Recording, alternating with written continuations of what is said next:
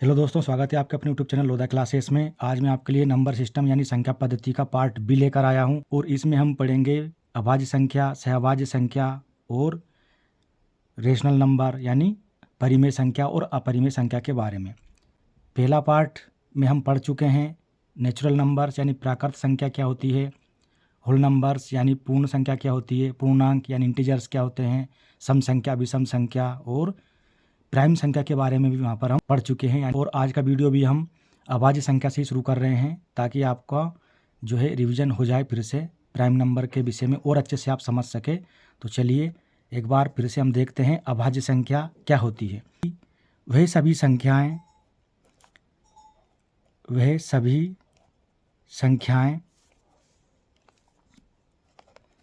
अभाज्य संख्याएं कहलाती है जिनके केवल दो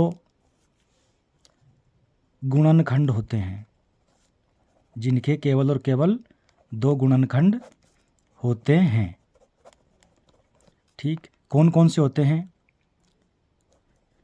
एक तो एक है ना, मतलब एक तो एक और दूसरा वह संख्या स्वयं। ठीक, ये दो गुणनखंड होते हैं। उदाहरण के लिए हम देखते हैं जैसे 2, 3, 5, 7, 11, 13, 17, 19 और 23 ... तो इसी प्रकार आगे और भी संख्याएं अभाज्य संख्याएं हैं, जैसे कि आपकी इसके आगे है 29, फिर 31 है ना, और फिर 37, इस प्रकार से और भी है। तो इनके केवल और केवल दो ही गुणनखंड हैं, एक तो ये संख्या स्वयं है और एक 1 यानी एक है। यानी इनमें सिर्फ और सिर्फ दो ही संख्याओं का भाग हम दे सकते हैं, एक तो एक से और एक इस संख्या स्वयं से। ठीक है, इनके अलावा ऐसी और कोई संख्या नहीं है जिनसे कि इन संख्याओं में पूरा पूरा भाग चला जाता हो, इनके खुद के अलावा। ठीक है, क्लियर। अब देखिए अगली संख्या है सहअभाज्य संख्या यानी कोप्राइम नंबर। तो कोप्राइम यानी सहअभाज्य संख्याएं कौन कौन सी होती है? यहाँ क्या होता है, संख्याओं के पेयर होते हैं यानी जोड़ा के रूप में संख्या रहती है। ठीक, तो इसकी परिभाषा देखते हैं हम। संख्याओं के ऐसे युग्म जिनका मासा यानी महत्तम समापवर्तक यानी HCF एक होता है, यानी संख्याओं के ऐसे युग्म जिनका मासा यानी HCF एक होता है, उन संख्याओं के युग्म को सहअभाज्य संख्या कहते हैं। सहअभाज्य संख्या कहते हैं। ठीक है, ये इसकी परिभाषा है। उदाहरण के लिए जैसे देखो 2, 3, इन दोनों के यदि आप HCF निकालोगे तो 1 आएगा। ठीक, अगली जैसे 5 और 7, इन दोनों का भी HCF निकालोगे तो 1 आएगा। ठीक, अब देखो 12 और 13, इन दोनों का HCF भी एक आएगा। ठीक, तो इस प्रकार से और भी आप संख्या कोई सी ले सकते हो। 4 और आप ले लीजिए 9 ले लीजिए। ठीक, अब 4 और 9 में भी आपको इनका जो HCF निकालोगे तो 1 मिलेगा। ठीक है, यानी यहाँ पर ये जो संख्याएं हैं ऐसे युग्म के रूप में है, इनका दोनों का यदि आप HCF निकालोगे तो 1 होगा। और जिन संख्याओं का इस प्रकार से HCF 1 होता है उनको हम सहअभाज्य संख्याएं कहते हैं। तो इस प्रकार आगे और भी हो सकती है। ठीक है, इसका एक गलत उदाहरण लेते हैं हम। जैसे मान लीजिए यहाँ पर हम ले लेते हैं 9 और 15। ठीक, ये दो संख्या ले ली हमने।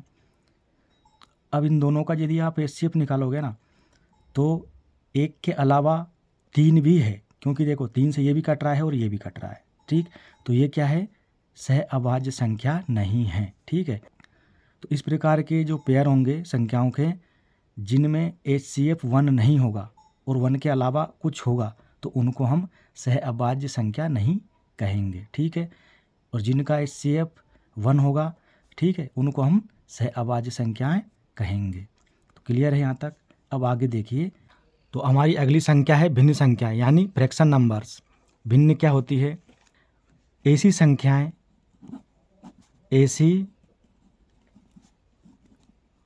संख्याएं जो A/B के रूप में लिखी होती है, जहां A और B प्राकृतिक संख्याएं है।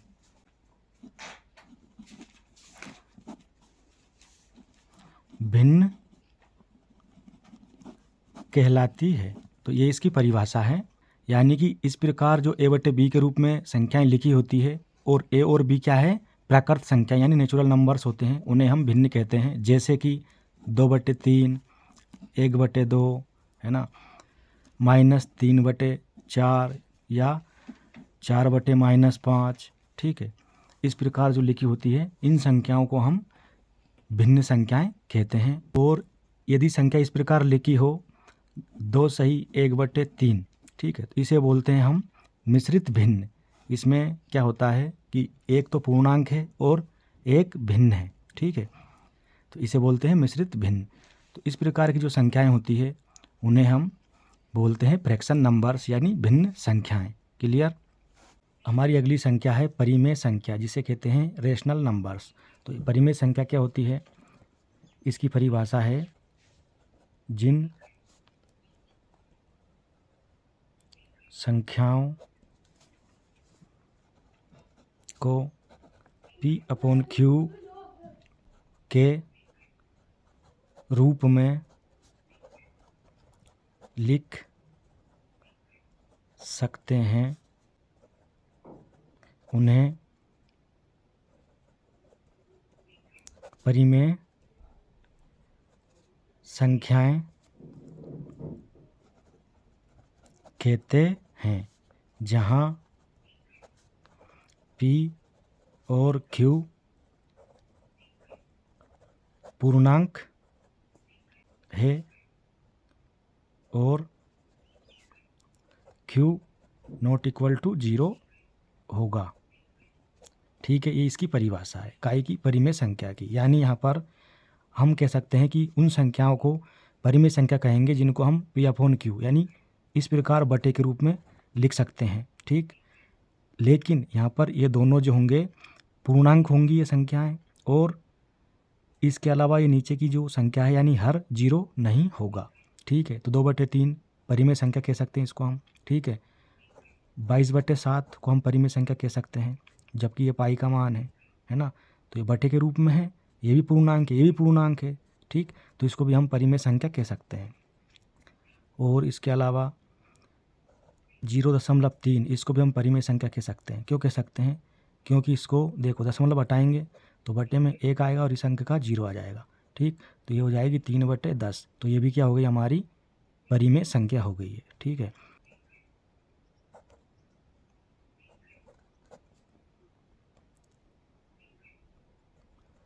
देखो ये भी एक परिमेय संख्या होगी, √4/5 भी क्यों होगी, देखो √4 है, रूट से बाहर निकल जाएगा तो क्या मिलेगा हमको 2 और बटे 5, ठीक। ये बन जाएगी संख्या, ये भी पूर्णांक है और ये भी पूर्णांक है, तो ये भी हो गई हमारी परिमेय संख्या, ठीक है।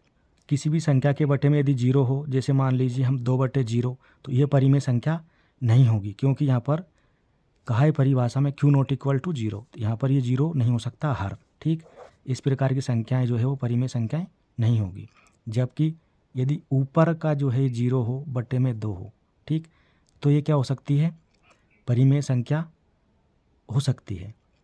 क्यों हो सकती है? क्योंकि 0 क्या है, पूर्णांक है, हमने पढ़ा है इंटीजर्स में, है ना, पूर्णांक है, और ये भी क्या है, पूर्णांक। इस हिसाब से ये क्या हो गई, परिमेय संख्या।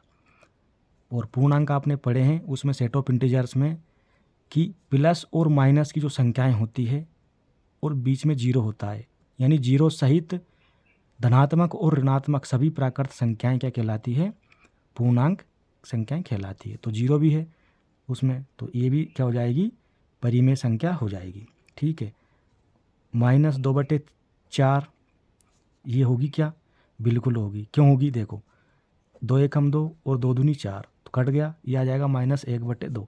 ये भी पूर्णांक है और ये भी पूर्णांक है, तो ये भी क्या हो जाएगी, परिमेय संख्या हो जाएगी। यदि हम कहें कि 5/-2, तो ये भी क्या होगी, परिमेय संख्या होगी। तो मैंने आपको ये बहुत सारे उदाहरण जो हैं बताए हैं, ये सभी परिमेय संख्याओं के हैं और ये उसकी परिभाषा है, यानी जिनको हम P/Q के रूप में लिख सकते हैं और यहाँ पर P और Q पूर्णांक हो, साथ ही सह अभाज्य हो, यानी इनका मासा है ना 1 होना चाहिए और Q 0 नहीं होना चाहिए, यानी जो हर है वो 0 के बराबर नहीं होना चाहिए। हमारी अगली संख्या है अपरिमेय संख्या, यानी इरेशनल नंबर। तो इरेशनल नंबर यानी अपरिमेय संख्या किन्हें कहते हैं हम, जिन संख्याओं को हम P/Q है ना के रूप में नहीं लिख सकते,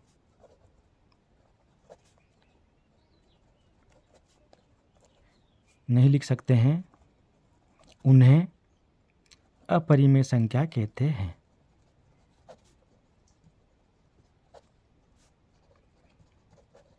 ठीक है, तो इसकी परिभाषा हो गई, जिन संख्याओं को हम P/Q के रूप में नहीं लिख सकते हैं उनको अपरिमेय संख्या कहते हैं। जैसे √2, क्योंकि √2 क्या है, पूर्णांक है, नहीं है।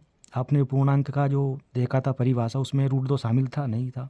ठीक, पाई भी एक अपरिमेय संख्या होगी क्योंकि ये पूर्णांक नहीं है। ठीक, जबकि इसका जो मान है वह परिमेय है। ठीक, लेकिन ये पाई अपरिमेय है क्योंकि इसको हम P/Q के रूप में नहीं लिख सकते। ठीक, और जो 22/7 है वो पाई का मान नहीं है, लेकिन हम सवालों को हल करने के लिए मान पर चलते हैं कि ये पाई का मान है, क्योंकि पाई का मान तो बहुत ही बड़ा है, लेकिन जो पाई का मान है वह 22/7 के लगभग होता है, इसीलिए हम मानते हैं कि पाई का मान ये है। ठीक, तो इसलिए 22/7 परिमेय है जबकि पाई अपरिमेय है। ठीक है, 2 + √3 ऐसा हो तो ये भी क्या होगा, अपरिमेय संख्या होगी। देखो 1/√2 है, यहाँ पर 1 तो पूर्णांक है लेकिन √2 पूर्णांक नहीं है, इसलिए ये भी अपरिमेय संख्या होगी। तो इस प्रकार से हमने इस वीडियो में देखा कि आपकी अभाज्य संख्याएं, सह अभाज्य संख्याएं और भिन्न संख्याएं, परिमेय संख्याएं और साथ ही ये अपरिमेय संख्याएं। आशा करते हैं वीडियो आपको अच्छा लगा होगा। अच्छा लगा हो तो लाइक करिए, शेयर करिए और चैनल को सब्सक्राइब करिए। धन्यवाद।